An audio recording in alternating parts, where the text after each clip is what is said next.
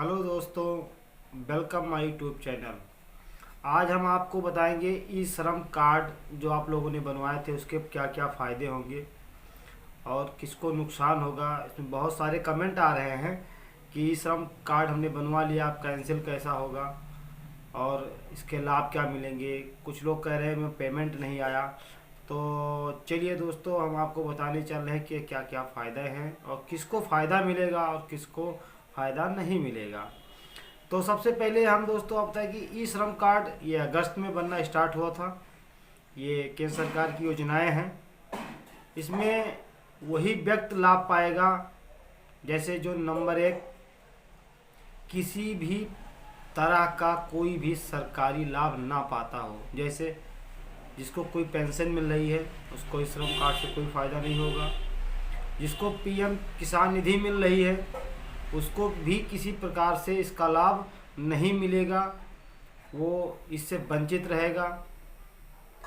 अब या किसी को जिसने एनपीएस पेंशन का स्कीम ले रखी है और पेंशन कोई भी फॉर्म है ये ले रखा है कि बाद में हम इसको प्राप्त करेंगे, तो फिर इसका लाभ नहीं मिलने वाला है। सबसे पहले आप ये जान लीजिए कि ई श्रम जो होते हैं, ये श्रमिक कार्ड जो बन रहे हैं ये दो बेस पे काम करते हैं। एक होता है संगठित क्षेत्र और एक दूसरा होता है असंगठित क्षेत्र। हमारे भारत में 90% असंगठित क्षेत्र हैं जिसमें लेबर के तौर पर हम लोग काम करते हैं। इसमें मिट्टी के काम करने वाले, ईटा गारा काम करने वाले, रेहड़ी पटरी वाले काम करने वाले, दुकान पे काम करने वाले, ऐसे लोग आते हैं। इन सब को 2000 की जो सहायता राशि थी गवर्नमेंट ने देने की स्कीम बनाई थी। इसके लिए जो दिसंबर और जनवरी का पैसा है वो आपको जनवरी लास्ट तक मिल जाएगा। लेकिन इसमें वो लोग नहीं आएंगे जो रेगुलर स्टूडेंट हैं। अभी कुछ स्टूडेंट ने भी इसका कार्ड बनवा लिया, अब उनको क्या फ़ायदा होगा।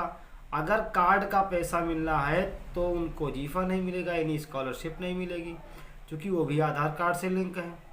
आपने ई श्रम कार्ड जो बनवाया वो भी इसी से लिंक है, तो आपका डाटा छांट दिया जाएगा, दो में से एक ही मिलेगा। या तो आप ये काम एक समय में एक ही कर सकते हैं।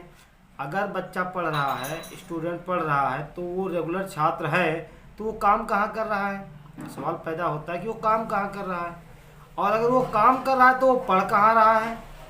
दोनों काम एक साथ में हो नहीं सकते। इसीलिए आपको केवल एक चीज़ मिलेगी, चाहे स्कॉलरशिप मिलेगी और चाहे ई श्रम का लाभ मिलेगा। लेकिन अगर आपने स्टूडेंट रहते हुए श्रम कार्ड बनवा लिया है तो आपने गलत किया है। फिलहाल अभी तो कैंसिलेशन का कोई उसमें ऑप्शन है नहीं, लेकिन कैंसिलेशन का ऑप्शन दिया जाएगा, उसको काटा जाएगा। तो हम आपको एक चीज़ और बता दें कि वो स्टूडेंट जो पढ़ाई पूरी कर चुके हैं, इस समय कहीं नहीं पढ़ रहे हैं, उनको ई श्रम कार्ड बनवाने में कोई दिक्कत नहीं है। वो जब तक अपने जॉब नहीं पाते हैं तब तक किसी भी असंगठित क्षेत्र में कार्य कर सकते हैं और अपना जीवन यापन कर सकते हैं। इसलिए उनको ई श्रम कार्ड के फ़ायदे मिलेंगे। अब हम आपको एक बात और बता दें, आपने आयुष्मान कार्ड का नाम सुना होगा, जिसमें 5 लाख तक का मतलब दवाई का पैसा मिलता है। ये केंद्र सरकार की योजनाएं हैं। अभी तो इसको एज ए ऑफिशियली घोषित नहीं किया गया है, फिर भी 2 लाख का इसका एक्सीडेंटल क्लेम बीमा है। अगर किसी भी वर्कर का अचानक किसी भी दुर्घटना में मृत्यु हो जाती है काम के दौरान, तो उसको या उसके नामिनी को 2 लाख रुपए मिलेंगे। अगर किसी मतलब वर्कर का आज ये फिजिकली डैमेज हो जाता है जिससे वो भविष्य में कोई कार्य ना कर पाए, जैसे पैर कट जाए, हाथ कट जाए, तो उसको एक्सीडेंटल क्लेम जो होता है वो भी 1 लाख रुपए का प्राप्त होगा।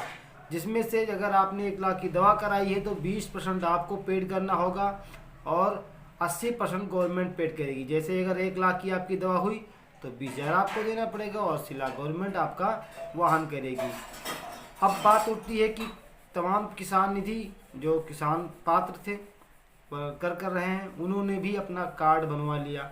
अब वो कह रहे हैं भैया पैसा नहीं आया। अब 1 लाख तो आपने ले लिया, पैसे आ गए किसान निधि के, तो दूसरे पैसे कहाँ से आएंगे।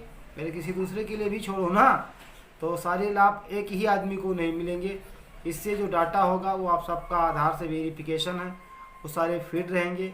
तो चलिए दोस्तों, आप डाटा हमने के बारे में आपको बता दिया, ज़्यादा वीडियो नहीं खींचेंगे।